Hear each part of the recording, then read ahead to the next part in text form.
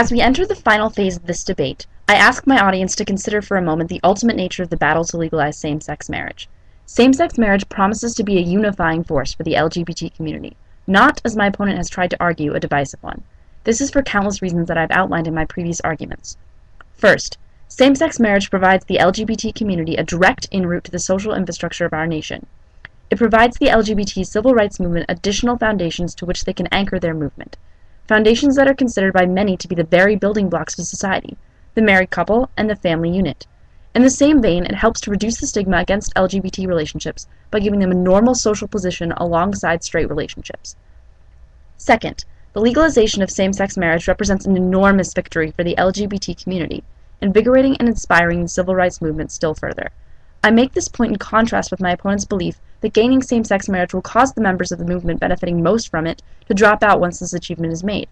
On the contrary, I believe they will be moved to fight still further for the LGBT cause, both because they will still be affected by the many other issues facing their demographic, and because of their basic sense of altruism and drive to stand up in the name of what is right for their cultural community.